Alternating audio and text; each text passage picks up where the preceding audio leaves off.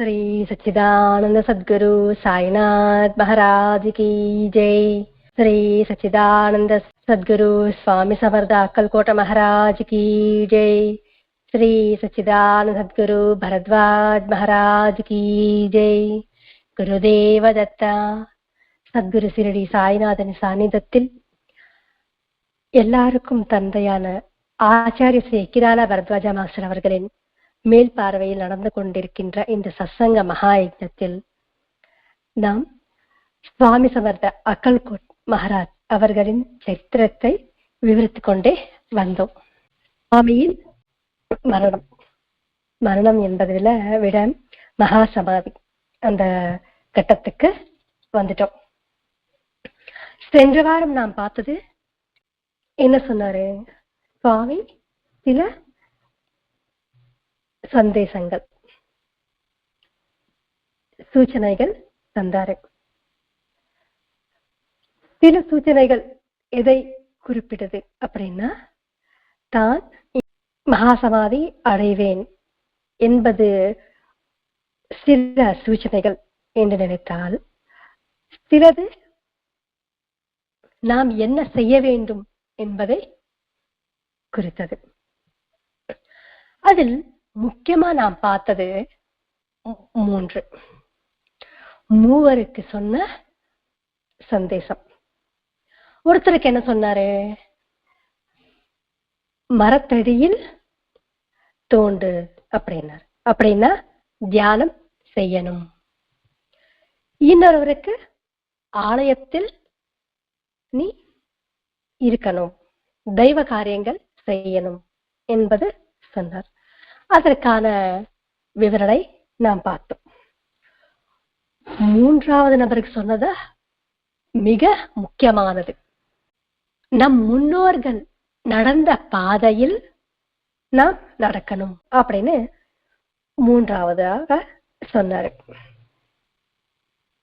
நம் முன்னோர்கள் நடந்த பாதை என்றால் என்ன? எல்லாருக்கும் ஒரு கோத்திரம் இருக்கும். அந்த கோத்திர ரிஷிதான் நமக்கு முன்னோர். அப்படின்னா நாம் என்ன நினைப்போம்? ஓ, அவர் கிரகஸ்தர், அவர் ஒரு முனிவர், அவர் ரிஷி, அவர் தியானம், அனுஷ்டானம், தவம் போன்றவை செய்தார் போல இருக்கு, நாம் அதை செய்யணும். அதெல்லாம் இந்த காலத்துல எப்படி நடக்கும் அப்படின்று நாம் நினைப்போம். ஆனால் சென்ற வாரம் நம் மாஸ்டர் எவ்வளவு எளிமையாக ஒரு பாதையை நமக்கு சொன்னார். மிக எளிமை. இது செய்ய முடியாது அப்படின்ற சொல்றதுக்கு இடமே இல்லை. அப்படி சொல்லி கொடுத்தார் நமக்கு. என்ன? காலையில எந்திரிக்கணும். நம் தாத்தா பாட்டி அதெல்லாம் செஞ்சாங்க. அது நமக்கு ஞாபகம் வந்தாலே போதும். நம்முடைய அம்மா அப்பா என்ன செஞ்சாங்க? நம்ம வீட்டுக்கு யார் வந்தாலும் அவங்கள கௌரவித்தாங்க. அவங்க மத்தியான வேலையோ சாப்பிடுற நேரத்துக்கு வந்தா கூட அந்த 10 நிமிஷம் இல்லைன்னா ½ அவங்களுக்கு வேண்டியதை செஞ்சு கொடுத்தாங்க. முகம் சுளிக்கல. சில பேர் என்ன செஞ்சாங்க அப்படின்னா, ஒருத்தருக்கு இல்லைன்னா 2 பேருக்கு வேண்டிய உணவை சமைச்சு வச்சிருந்தாங்க. ஆனா இப்ப நம்ம என்ன செய்யறோம்? போன் பண்ணிட்டு வந்தா தானே நம்ம செஞ்ச முடியும், இல்லைன்னா எப்படி செய்ய முடியும் அப்படின்னு அவங்க மூஞ்சில கூட சொல்லிடலாம். ஆனா மூஞ்சில நம்ம காட்டுவோம். அது செய்யாத அப்படின்னு மாஸ்டர் அவர்கள் நமக்கு மிக எளிமையாக சொன்னாரு. இது நம்மால் பண்ண முடியாதா? இதுதான் சுவாமி சமர்த்த அந்த மூன்றாவதா அந்த நபருக்கு சொன்னார். நாம் நம்முடைய வாழ்க்கையில் மிக சரியான பாதையில் நடப்பதை நம்முடைய வாழ்க்கை முழுமை அடையும். வெறும் வாழ்றது கிடையாது, ஜீவிக்கணும். அப்படி ஜீவிச்சால்தான் இந்த மானிட பிறவி நமக்கு வந்ததுக்கு ஒரு பரிபூர்ணம் இருக்கும். அதற்காக எண்ணற்ற மகான்கள் நமக்கு சொல்லி கொடுத்துட்டே இருக்காங்க, சூச்சனைகள் செஞ்சுட்டே இருக்காங்க. ஆனா நாம் என்ன பண்றோம்னா அவர்களின் திவ்யத்துவத்தை நாம் உணர முடியாம பரிபூர்ணமாக நாம் தெரிஞ்சிக்காம நம்ம விட்டுடுறோம். எப்போ அவர்களின் திவ்யத்துவத்தை நாம் முழுமையாக சம்பூர்ணமாக நாம் புரிஞ்சுக்கிறோமோ அப்பொழுதுதான் அவர்களுக்கு நாம் செலுத்துகின்ற கிருத்தஜதை. வெறும் அவர்களின் வாழ்க்கை சரித்திரத்தை நாம் படிக்கலாம், அதற்கும் பலன் இருக்கும். சரி, படிச்சோம் அப்படின்னா வெறும் பலன் மட்டும்தான் இருக்கும். ஆனால் அவர்களின் தன்மையை, அவர்கள் எதுக்கு இந்த வார்த்தையை நமக்கு சொல்றாங்க அப்படின்னு ஒரு புரிதல் இருந்தாதால் அவர்களின் வாழ்க்கை சரித்திரத்தை நாம் படிச்சதுக்கான ஒரு அர்த்தம், பலன் நமக்கு இருக்கும். அது எந்த மகான் சரித்திரமாக இருந்தாலும் கூட அவர்கள் என்ன சொல்ல வராங்க அப்படின்றத நாம புரிச்சுக்கணும். இப்ப மேக்ஸ் இருக்கு, சம்ஸ் எப்படி வேணா போடலாம். ஃபார்முலா நமக்கு தெரிஞ்சாதான் அது போட முடியும். ஃபார்முலா தெரியலன்னா எப்படி போட முடியும்? அதுதான் அந்த ஃபார்முலா தான் மகான்களின் வார்த்தை, அவர்களின் தன்மை, அவர்களின் போதனை சூச்சனைகள். இதற்கு எல்லாமே நமக்கு எது வேணும் அப்படின்னா, ஒன்று நிச்சலம், இன்னொன்று கான்சன்ட்ரேஷன். இந்த இரண்டுமே இருந்தால்தான் எந்த வேலையாவது நம்மால் செய்ய முடியும். இல்லைன்னா அது வேஸ்ட் தான். அது லௌகீகமாக இருந்தாலும் சரி, பாரமார்த்திகமாக இருந்தாலும் சரி. அப்படி இல்லாம இந்த இரண்டுமே இல்லாம நாம செஞ்சோம் அப்படின்னா அதில் ஃபெயில் பெர்சன்டேஜ் அதிகமா இருக்கும். 90% ஃபெயில் ஆச்சுன்னா 10% தான் அதுல நான் பாஸ் ஆகும். இதுக்கு என்ன காரணம் அப்படின்னு இன்னைக்காவது யோசிச்சிருக்கோமா?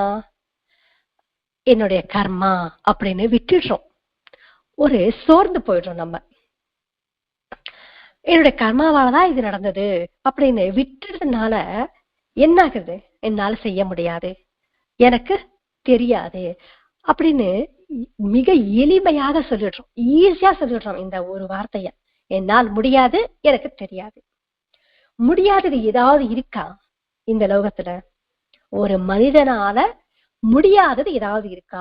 நம்முடைய பிறப்பும் இறப்பும் தவிர இந்த உலகத்தில் எது வேண்டுமானாலும் நம்மால் செய்ய முடியும். அப்பேற்பட்ட ஒரு சாமர்த்தியம் நமக்குள்ள இருக்கும். அதை வெளியே கொண்டு வரதான் மகான்களின் வாழ்க்கை. அதை நாம் முன் உதாரணமாக எடுத்துக்கணும். சுவாமி சமர்தா தன்கிட்ட தன்னை நாடி வந்த பக்தர்கள் எல்லாருக்குமே, யாரு நாடி வந்தாலும் அவர்களுக்கு ஹெல்த் இஷ்யூஸ் இருந்தா அவர் தீர்த்து வைத்தார். அதே போல் பண கஷ்டம், லௌகீக விஷயங்கள், பாரமார்த்திகம் அப்படின்னு எது வேணா நினைச்சுக்கலாம். இது எல்லாமே அவர் தீர்த்து வச்சாரா இல்லையா? கடவுள் ஒவ்வொருத்தருக்கும் ஒவ்வொரு வேலையை நிர்ணயிச்சுட்டு இருப்பார், அலர்ட் பண்ணிருப்பாரு. அந்த வேலை முடிஞ்சதும் ஒரு நிமிஷம் கூட நாம் இந்த பூமியில் இருக்க முடியாது. அடுத்த நொடி அவர் கூப்பிடுவார். இதேதான் மாஸ்டர் அவர்களின் வாழ்க்கையில் நடந்தது. அவருக்கு 70 years அவர்கள் ஆயுள் அப்படின்னு சொல்லியிருக்காங்க. ஆனாலும் 70+ year அந்த ஏஜ் வரைக்கும் எவ்வளோ வேலை முடியணுமோ, எவ்வளோ அவனால காரியங்கள் செய்ய முடியுமோ அத அவர் என்ன பண்ணிட்டாருன்னா 51 years கம்ப்ளீட் பண்ணிட்டாரு. அடுத்த நொடி பாபா மடியில் உட்கார்ந்துட்டாரு. இது நமக்கு ஞாபகம் இருந்தா நம்முடைய வாழ்க்கையில் ஒவ்வொரு நொடியும் கூட நாம் என்ன பண்ணுவோம்? பயன்படுத்திக்க வேண்டிய அவசியமும் நமக்கு இருக்கு. எப்பேற்பட்டவர்களாக இருந்தாலும் சரி ஒரு நாள் மறைய வேண்டியதுதான். யாருக்கும் இந்த வாழ்க்கை சாஸ்வதம் கிடையாது. அதற்கு நாம் என்ன செய்யணும்? நாம் மறைவதற்கு முன்னாடி நாம் வாழணும், இல்லை ஜீவிக்கணும். எப்படி ஜீவிக்கணும்? அதற்கான வழி என்ன அப்படின்னா, மகான்கள் காட்டின வழி. மகான்களை பார்த்தா நமக்கு தெரியும், எல்லாருக்கும் மரணம் சத்தியம், கண்டிப்பா வரும். ஆனால் நம்முடைய நினைப்பெல்லாம் எதுல இருக்கணும்? ஒவ்வொரு நொடியையும் நாம் பயன்படுத்திக்கணும். பயன்படுத்திக்கணும்னா எப்படி? வேலை செஞ்சுட்டே இருக்கணுமா? அப்படி கிடையாது. லிவிங் பிரசன்ட்ல இருந்தாலே போதும். ஃபியூச்சர்ல இருந்தாலும் பாஸ்ட்ல இருந்தாலும் வாழ்ற மாதிரி பிரசன்ட்ல இருந்தாதான் நாம் ஜீவிக்கிற மாதிரி. அப்படி ஜீவிக்கும் போது நம்முடைய குடும்பத்துக்கும் இந்த சமுதாயத்துக்கும் ஒரு பயனுள்ளதாக நம்முடைய வாழ்க்கை இருக்கணும். அதுதான் ஜீவிக்கிறது. பரோபகாரம் இடம் சரீரம் அப்படின்னு சொல்லியிருக்காங்க. எதற்காக இந்த வார்த்தை சொல்லியிருக்காங்க? இந்த சரீரம், இந்த தேகம் யாருக்காக? பரோபகாரம், அடுத்தவங்களுக்காக இருக்கணும். அப்படின்னா சிபி சக்கரவர்த்தி போல் என்னுடைய மாம்சத்தை கொடுக்கணுமா அப்படின்னு இல்லை.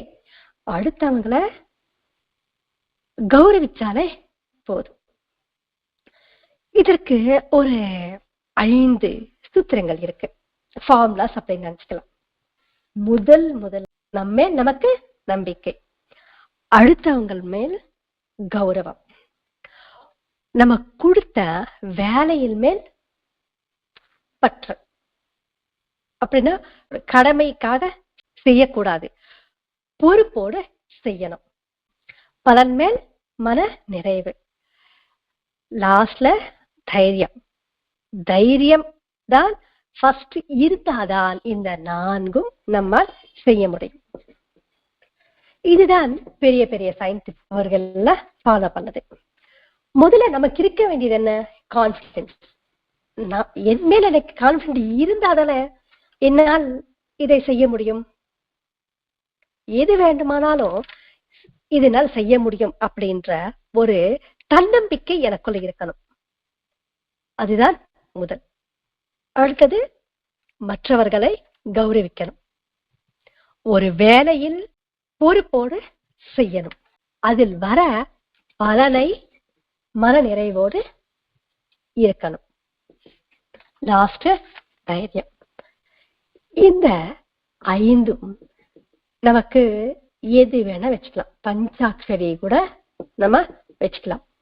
நம்முடைய வாழ்க்கையில் நாம் முன்னோக்கி பயணம் பண்ணணும் அப்படின்னா, நாம் உயர்ந்த நிலைக்கு போகணும் அப்படின்னா இந்த 5 பஞ்சாட்சரிகள் நமக்கு கண்டிப்பா இருக்க வேண்டும். எப்படி ஒரு மனிதனுக்கு பேக் போன் எவ்வளவு முக்கியமோ அப்பேற்பட்ட ஒரு முக்கியமானதுதான் இந்த 5. சுவாமி சமர்தா தன் கிட்ட வந்த யார் வந்தாலும், நம்பிக்கை இல்லாதவர்கள் வந்தா கூட அவர்களுக்கு நம்பிக்கை கொடுத்தார். கடவுள்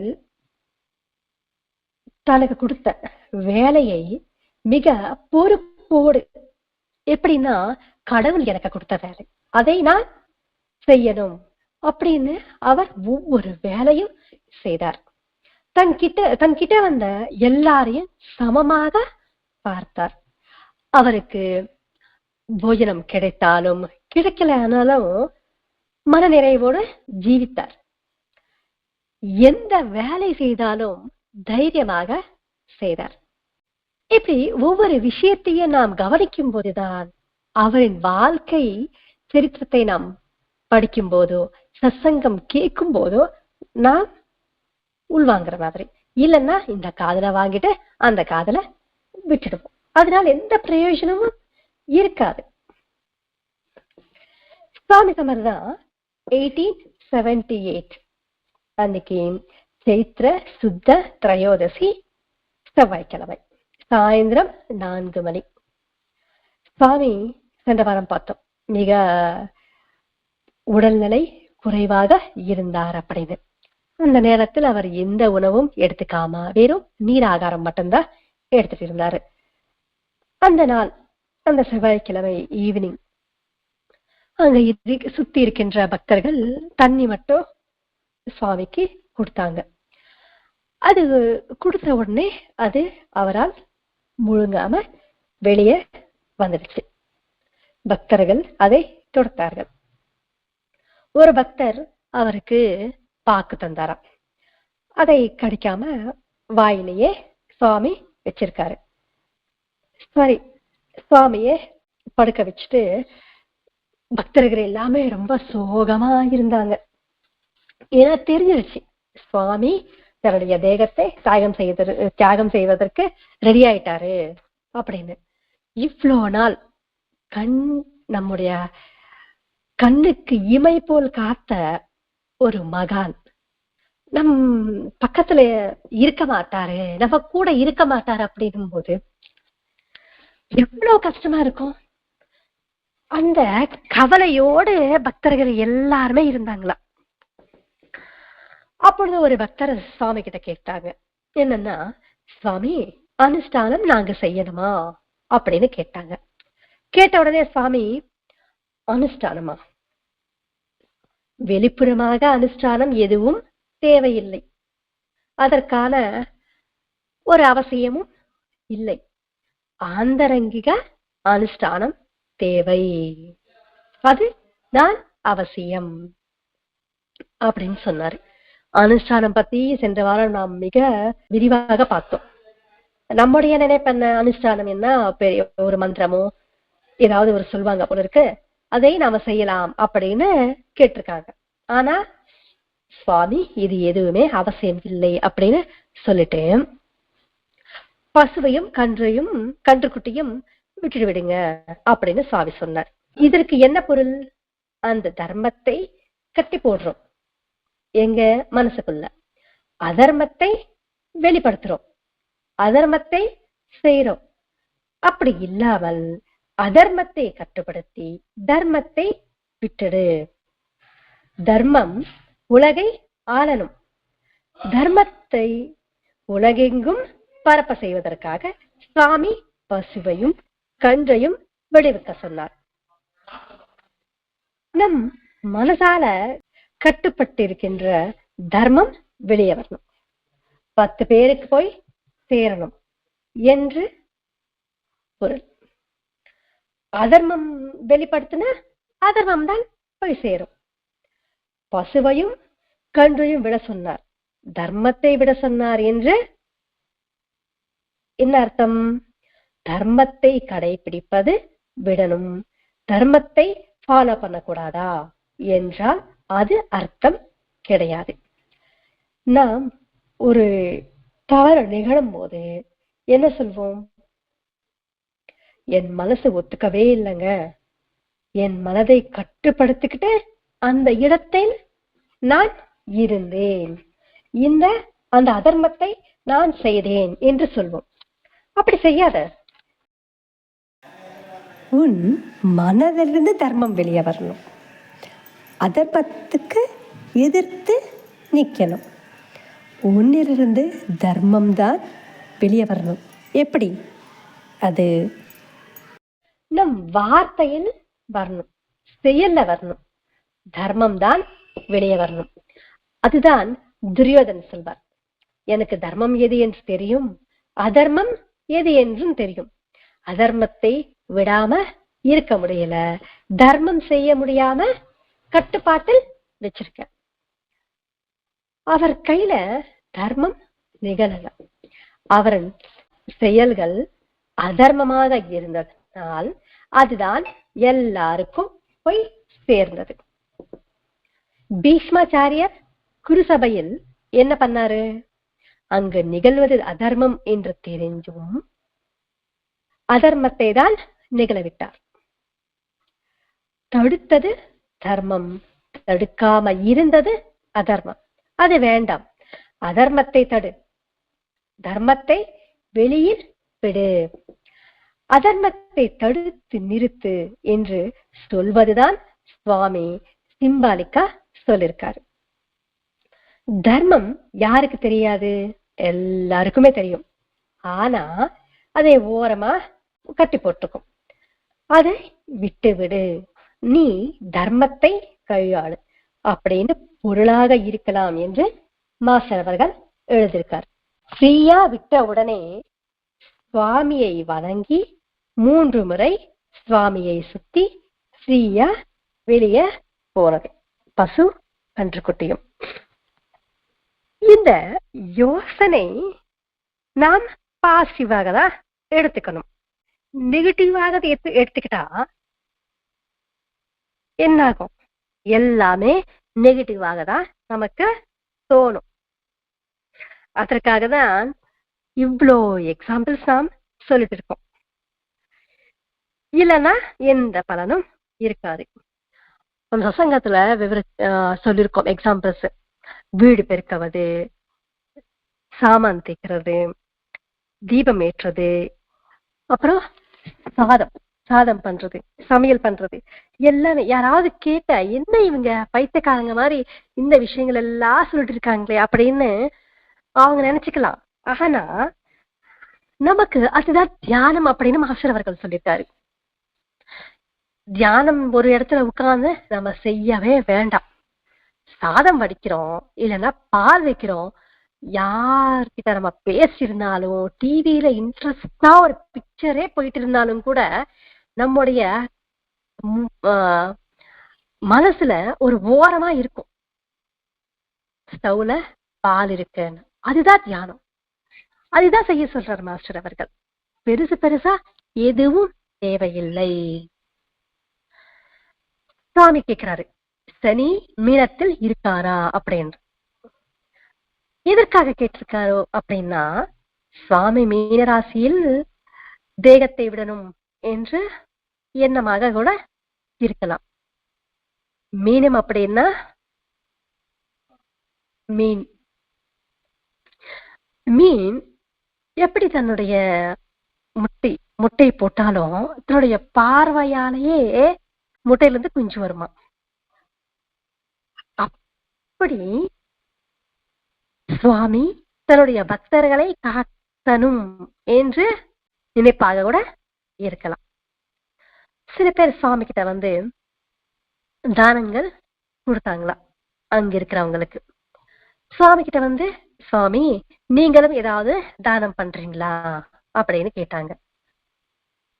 சுவாமி அதற்கு முன்புதான் 350 விலை இருக்கின்ற ஒரு சால்வாவை தண்ணியில் நினைச்சு ராமசாஸ்திரி அப்படின்ற ஒரு பிராமணருக்கு தானமாக கொடுக்க சொன்னாராம். சுவாமி கொடுக்கல, தானமாக கொடுக்க சொன்னாரு. சுவாமியை கேட்டாங்களா, எல்லாரும் தானமாக கொடுத்தாங்க இல்லையா, நீங்களும் ஏதாவது தானமாக தருவீங்களா அப்படின்னு. எங்கிட்ட மேலே அந்த கௌபீனம் மட்டும்தான் இருக்கு, அதுவும் நான் விட வேண்டிய நேரம் வந்துருச்சு அப்படின்னு இவர் சொன்னாரு. ஏன்னா நாம் இருந்தால் நம்முடைய அருணா கயிறு கூட அறுத்துருவோம். யாருமே எதுவுமே கொண்டு செல்ல முடியாது. அதுதான் சுவாமி இங்க சொல்றாரு. பக்தர்கள் சுவாமியை சுவாமி உங்களுக்கு கம்ஃபர்டபுளா இல்ல, உங்களை வீட்டுக்குள்ள கூட்டிட்டு போலாமா அப்படின்னு கேட்டதுக்கு, வேண்டாம், இந்த ஆலமரத்தில் நான் ஐக்கியமாகணும் அப்படின்னு சொன்னாரு. எதற்காக அப்படி சொன்னார்?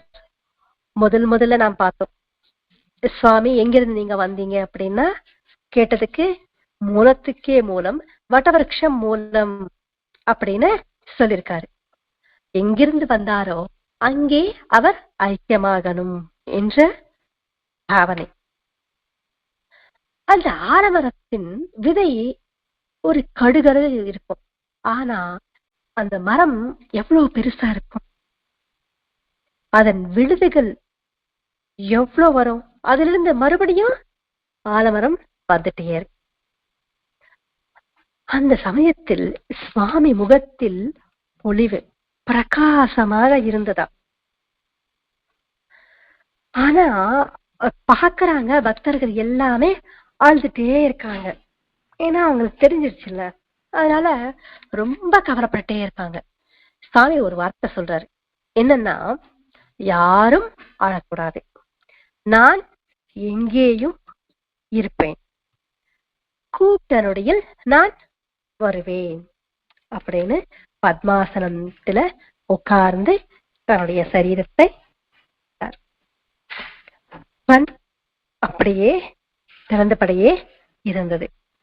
அந்த ஒரு கசகசா மாதிரி ஒரு 2 வாயிலிருந்து வந்த உடனே பக்தர்கள் அதை தொடச்சிட்டாங்க. மக்கள் கோட்டையில் ஆலமரத்தடியில் அவரை உட்கார வச்சுட்டாங்க. எல்லாருக்கும் கவலை. சில பேர் அழுகுறாங்க. ரொம்ப கவலையோட அவர்கள் எல்லாருமே இருந்தாங்க. ஏன்னா ஒண்ணும் பண்ண முடியாது. சுவாமி மகாசமாதி அடைஞ்சிட்டாரு. சுவாமி கடைசியாக சொன்ன வார்த்தை சந்தேசம் என்ன? யாரும் அழக்கூடாது, நான் எங்கேயும் இருப்பேன், அழைத்தால் வருவேன், நான் கேட்பேன் அப்படின்னு சொன்னாரு. இதுதான் நமக்கு பிரமாணம், ஆதாரம். ஏன்னா ஒரு மனிதன் எவ்வளவு கெட்டவனாக இருந்தாலும், எவ்வளவு தீய செயல்கள் செய்திருந்தாலும், கடைசியில் அவர் மரணிக்கும் போது சொன்ன வார்த்தையை கோர்ட்ல மரண வாங்மூலம் அப்படின்னு பிரமாணமாக ஆதாரமாக எடுத்துப்பாங்க. அதுதான் சாட்சியமாக கூட எண்ணுவாங்க. ஒரு மனிதனின் வார்த்தையே நாம் ஒரு ஆதாரமாக எடுத்துக்கும் போது, ஒரு மகான் நான் எங்கேயும் இருப்பேன், யாரும் அழக்கூடாது, நான் எங்கேயும் இருப்பேன், கூட்டனுடைய நான் கேட்பேன் அப்படின்னு சொல்லும் போது நாம் ஏன் துக்கப்படணும், கவலைப்படணும்? நாம் ஏன் அழணும்? ஏன் கவலை வருது, ஏன் துக்கம் வருது அப்படின்னா, சுயநலன் இருந்தால் நமக்கு துக்கம் வருது. எங்க அப்பா இறந்துட்டாருன்னு வச்சுக்கோங்க, ஐயோ அப்பா நீங்க இருந்தா எனக்கு இது செஞ்சிருப்பீங்களே, அது செஞ்சிருப்பீங்களே, இது செஞ்சீங்களே, அது செஞ்சீங்களே அப்படின்னு சொல்லுவேன் தவிர, அதற்காக தான் கவலைப்படுவேன் தவிர வேற எதுவுமே இருக்காது. புத்தர் சொல்லியிருக்காரு, துக்கம் எங்கிருந்து வருது, அதற்கான ஒரு தீர்வு என்ன, துக்கத்துக்கு அந்தம் என்ன அப்படின்னு நாம் தெரிஞ்சுக்கணுமா. அப்படி இல்லாம துக்கப்படுறதோ கவலைப்படுறதோ வேஸ்ட். இன்னும் துக்கத்துக்கு இன்னொரு காரணமும் இருக்கு. எனக்கு கிடைக்கலன்னா ஒரு துக்கம், எனக்கு கிடைக்காம மத்தவங்களுக்கு கிடைச்சதுன்னு வச்சுக்கோங்க, இன்னும் அதிகமான துக்கமா, ஐயோ எனக்கு கிடைக்காதது அவங்களுக்கு கிடைச்சிருச்சு அப்படின்றது இன்னொரு வகையான துக்கம். மகான்கள் மகா சமாதி அடைந்தால் நான் ஏன் கவலைப்படணும், ஏன் துக்கப்படணும்? அவர் சொல்லியிருக்கார், நான் எல்லா இடங்களிலும் இருப்பேன் என்று. அப்படி இருக்கும்போது பாகியமாக வெளிப்புறமான அந்த உடலுக்காக ஏன் நான் கவலைப்படணும்? எனக்கு குரு வேணும், குரு வேணும், குரு வேண்டும் என்றோம். இங்க ஒரு அந்த உருவத்துல என்ன இருக்கு? அவர் சொல்லிட்டாரு, நான் எங்கேயும் இருப்பேன் என்று. அவர் இருக்கார், எல்லா இடத்திலும் இருக்கார். கூப்பிட்டா நான் கேட்பேன், நான் உனக்கு பதில் தருவேன் அப்படின்னு சொல்றாரு. அப்பேற்பட்ட ஒரு விசுவாசம் எனக்கு இருந்தால், அவர் இல்ல அப்படின்ற ஒரு கவலை எனக்கு ஏன் இருக்கணும்? என் பக்கத்திலேயே அவர் இருக்கார் அப்படின்ற பாவனை எனக்கு இருக்கும். அந்த பாவனை இருக்கும் போது என்னுடைய மனம் எப்படி இருக்கும்? நிர்மலமாக இருக்கும், நிச்சலமாக இருக்கும், நிர்பயத்துவம் இருக்கும். அவர் என் பக்கத்திலேயே இருக்கார் என்ற ஒரு கான்சியஸ்னஸ் எவ்வளவு நேரம் எனக்கு இருக்கு. ஒவ்வொரு நொடியும் நாம் பார்த்துக்கிட்டே இருக்க வேண்டியதுதான். சில நேரம் இருக்கும், சில நேரம் இருக்காது. ஆனா அந்த சில நேரம் இருக்காது, இருக்கல அப்படின்னு நாம கவனிச்சோம்னா மறுபடியும் நாம் அவர் இருக்கார் என்ற நினைப்பு நமக்கு வரும். ஆனா நம்ம என்ன செய்யறோம், அவர் இல்லன்னு அந்த நொடி இருக்கு இல்லையா, அப்படியே கண்டினியூ ஆயிடுறோம். அப்படி இல்லாம அவர் இருக்கார் என்ற அந்த நினைப்புல நாம் ஒரு திடமாக இருக்க. நான் எல்லா இடத்திலும் இருக்கேன் என்று ஒவ்வொரு மகானும் சொல்லிட்டே இருக்காரு.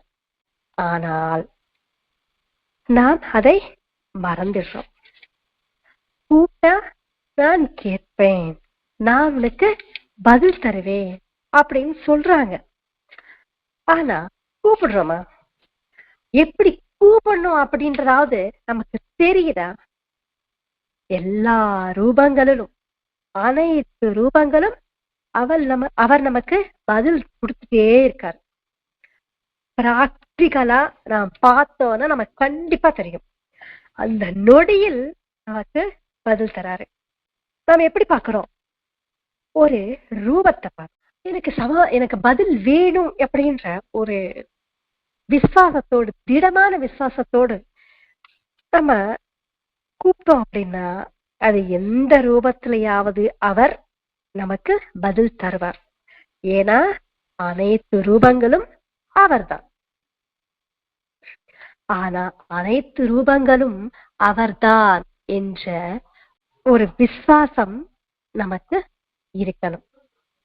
ஆனா நமக்கு என்ன, அந்த ரூபம் நம்ம பிடிச்சுக்கிறோம். எனக்கு அவர் பண்ணாங்க ஹெல்ப், இவர் பண்ணாங்க, என்ன இவர் திட்டினாரு, அவர் திட்டினாரு.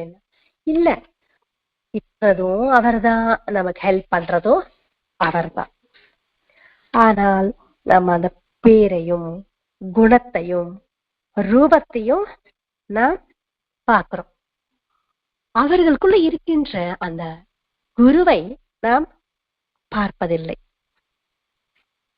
எல்லாரும் கவலையோடு இருக்காங்க.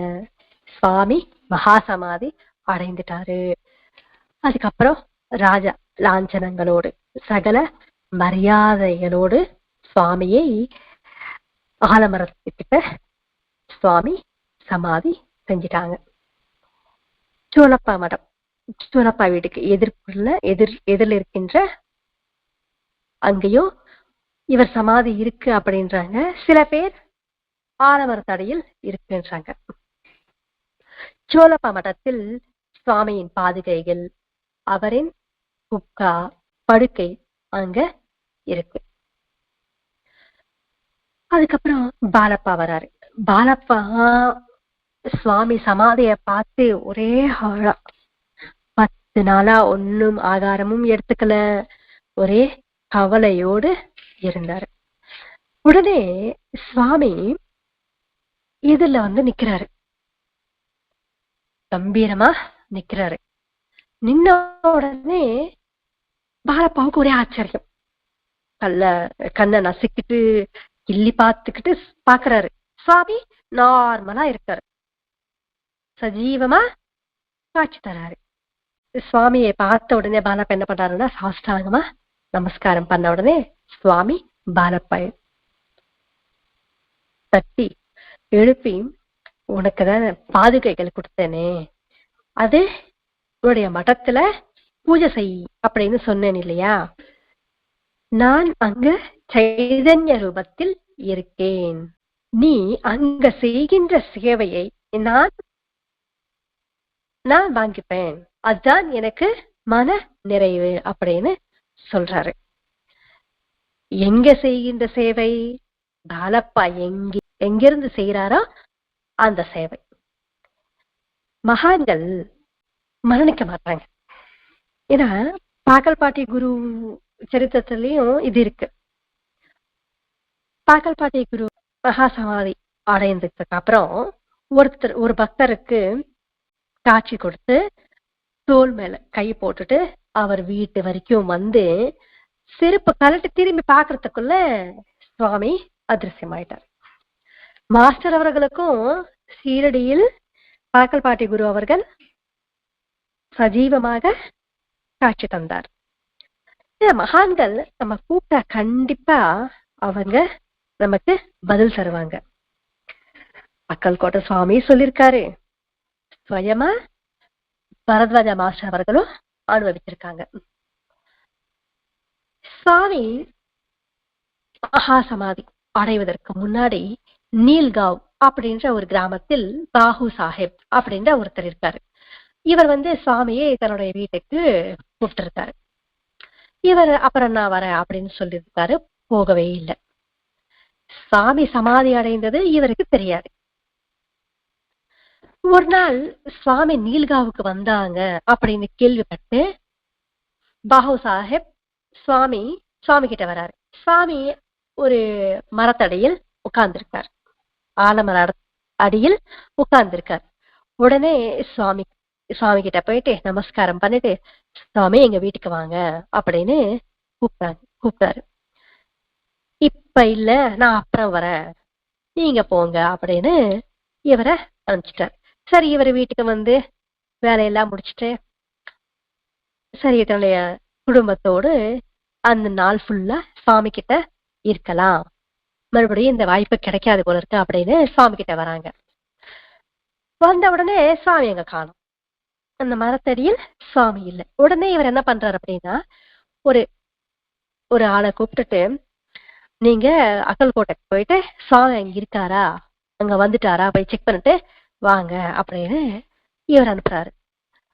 போன உடனே இவர் வீட்டுக்கு வந்துட்டாரு. வீட்டுக்கு பார்த்தா வீட்டுல உட்காந்துருக்காரு சுவாமி.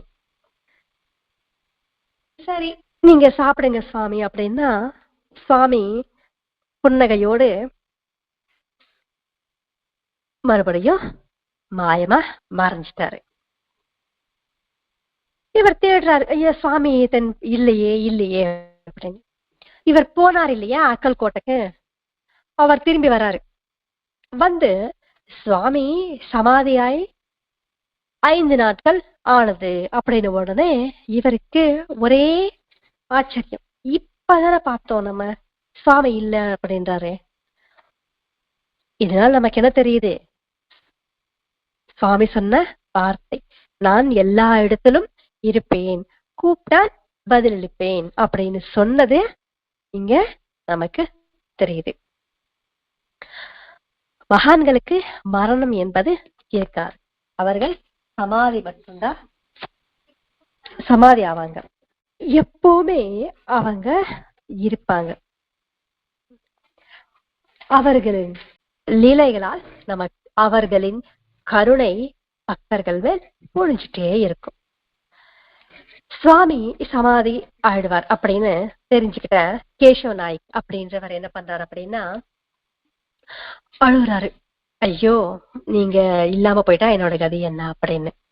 உடனே சுவாமி ஷீரடியில் என்னுடைய அவதாரம் இருக்கு, நீங்க அங்க போங்க, என்னை தரிசனம் செய்யுங்க அப்படின்னு சொல்றாரு. ஏன்னா சுவாமி இருக்கிற அந்த காலகட்டத்தில் தான் பாபாவும் இருந்தார். ரொம்ப தூரம் கூட இருக்கார், ஒரு 15 to 20 மைல்ஸ் அப்படிதான் இருக்கும்னு நினைக்கிறேன். கேசவ நாயக் ஷீரடிக்கு கிளம்புறாரு. போற வழியில் சில முஸ்லிம்கள் அவர் கூட வராரு. என்ன சொல்றாரு அப்படின்னா, நீங்க எங்க போறீங்க அப்படின்னா, பாபா கிட்ட போறோம். பாபா முஸ்லிம், நீங்க அவர்கிட்ட போறீங்க அப்படின்னு சொன்ன உடனே கொஞ்சம் மனசு சஞ்சலமானது. ஷீரடிக்கு போன உடனே பாபா சொல்றாரு என்னன்னா, நீ உன்னுடைய பையனும் வரலாம், நம்பிக்கை இல்லாதவங்களை ஏன் நீ கூட்டிட்டு வந்த அப்படின்னு பாபா சொன்னார். சரின்ட்டு பாபா மரத்தடியில் இருந்தார், எங்க வேப்ப மரத்தடியில் இருந்தார். உடனே அந்த வேப்ப மர இலையை எல்லாருக்கும் கொடுத்தாரு. கொடுத்த உடனே கேசவ நாயக்குக்கும் அவர் பையனுக்கும் அது திப்பாக இருந்ததா. அந்த கசப்பு தன்மை கொஞ்சம் கூட தெரியல, மற்றவர்களுக்கு அது கசப்பாக இருந்தது. இதற்கு என்ன பொருள் அப்படின்னா, சரணாகதி, உண்மையான சரணாகதி அடைந்தவர்களின் வாழ்க்கை தித்திப்பாக மதுரமாக இருக்கும். மதுரம் அப்படின்னா கஷ்டம் வரும், ஆனால் கஷ்டம் என்று கூட அவங்களுக்கு தெரியாது. ஒவ்வொரு கஷ்டத்திலையும் அவர்களுக்கு மன நிறைவு இருக்கும். கஷ்டம் இல்லைன்னா சந்தோஷம் தானே. இது வெளிப்புறமாக கூட கிடையாது, பாவம் கூட இல்லைங்க, வெளிப்புறமாக கூட அந்த கஷ்டம் அவங்க காட்டிக்க மாட்டாங்க. ஆனால் நம்ம எப்படி இருக்கணும், அவரை முழுமையாக சரணாகதி அடைஞ்சிருக்கணும். சரணாகதி அடைந்தால் அவர் நமக்கு எதை கொடுத்தாலும் அவரின் பிரசாதம் தான். அப்படி இருக்கும்போது நம்முடைய வாழ்க்கை யார் பார்த்தாலும் நாம் ஆனந்தமாக இருப்போம் அப்படின்ட்டு தோணும். இதுதான் இங்க கேசவநாயக்க நடந்தது. தத்தாவதாரமாக பிரசித்தி பெற்ற ஸ்ரீ வாசுதேவானந்த சரஸ்வதி அவர் இந்த தேசம் முழுக்க சுத்தி வந்துட்டே இருந்தாரு.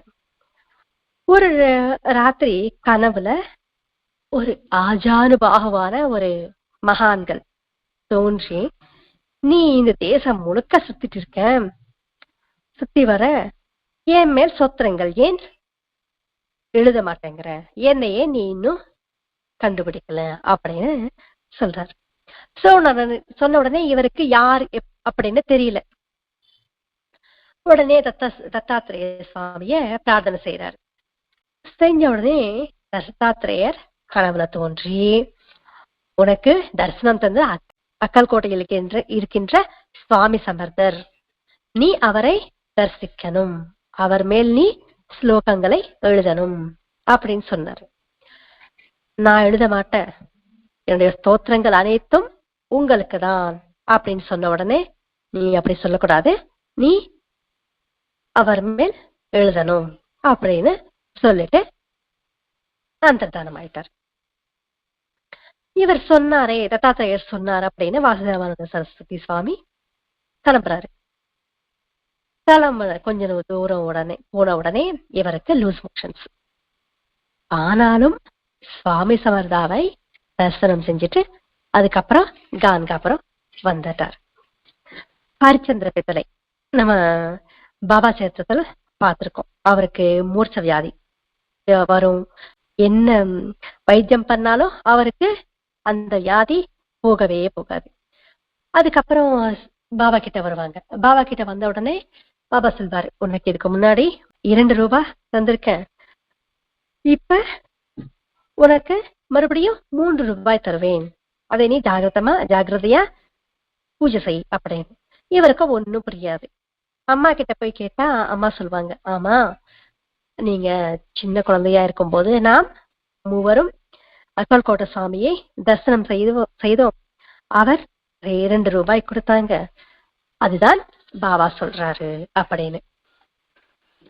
பாபாவுக்கும் அக்கல்கோட்டை சுவாமிக்கும் எந்த ஒரு வேறுபாடும் இல்லை. 2 பேருமே ஒரே தத்தாத்திரேயர் அவதாரம் தான். இருவருக்கும் தாய் தந்தை ஜனனம் எதுவும் இல்லை. 2 பேருக்கும் அவர்கள் தோன்றும் போதே பரிபூர்ணமான ஒரு மகானாக தான் வந்தாங்க. 2 பேருமே கண்டோபாலயத்தில் தான் தோன்றினாங்க. இருவரும் எந்த விதமான ஒரு பாக்யாச்சாரம், மடி ஆச்சாரம் அப்படின்னு பார்த்ததே இல்லை. 2 பேருமே பக்தர்களை அணுகிறதும் இல்லைன்னா அவர்களை சோதிக்கிறது, டெஸ்ட் பண்றதுலயும் ஒரே மாதிரிதான் இருந்தது. சுவாமியும் பாபாவும் வேப்ப அடியில தான் இருந்தாங்க. சகல தேவதா ஸ்வரூபம் என்று எத்தனையோ பேருக்கு இவங்க நிதர்சனம் கொடுத்திருக்காங்க. முன்கூட்டியே தான் மகா சமாதி அடைவோம் என்று பக்தர்களுக்கு சொல்லிருக்காங்க. அப்படின்னா தத்தாத்திரேய அம்சம்தான் ஷீரடி சாய்நாதரும் அக்கல்கோட்டை சுவாமியும். எந்த பேதமும் இல்லை. ரூபங்கள் வேறாக இருக்கலாம், ஆனால் அவர்களின் தன்மை ஒன்றுதான். நீங்க தத்தாத்திரேயர், ஸ்ரீபாத வல்லபர், நரசிம்ம சரஸ்வதி, மாணிக்க பிரபு, அக்கல்கோட்டை சுவாமி, பாபா, இந்த அவதாரங்கள் பார்த்தோம்னு நமக்கு தெரியும். மிக ஒற்றுமை. எல்லாருமே சாக்ஷாத் தத்தாத்ரேய ஸ்வரூபம்தான். தத்தாவதாரத்தில் 4ஆம் அவதாரமான சுவாமி சமர்த்த அக்கல்கோட்ட மகாராஜ் ஒரு மகான், மகோன்னத மகான். இந்த வீக்கோட 4ஆவது அவதாரமான அக்கல்கோட்ட சுவாமி மகாராஜின் சரித்திரத்தை பரிபூர்ணம் ஆனது. அடுத்த வாரத்திலிருந்து நாம் தத்தாவதாரத்தில் 3ஆவது அவதாரம் மாணிக்க பிரபு அவர்களின் வாழ்க்கை சரித்திரத்தை சத்சங்கத்தில் தெரிஞ்சுக்கலாம். இவர் ஸ்ரீபாத வல்லபர் நிருசிம்ம சரஸ்வதி போல் ஒரு தாய் தந்தைக்கு தான் பிறந்தார். ஆனால் அக்கல்கோட்ட சுவாமி பாபா தோன்றினார்கள், நாம் படிச்சிருக்கோம். இதற்கு இந்த வேறுபாடு அப்படின்னா, மேபி அவர்கள் தாய் தந்தையின் ருணானுபந்தத்தினால கூட இருக்கலாம். மாணிக்க பிரபு மாணிக்க நகர்ல இருந்தாரு, அதுக்கப்புறம் பீதர்ல இருந்தாரு.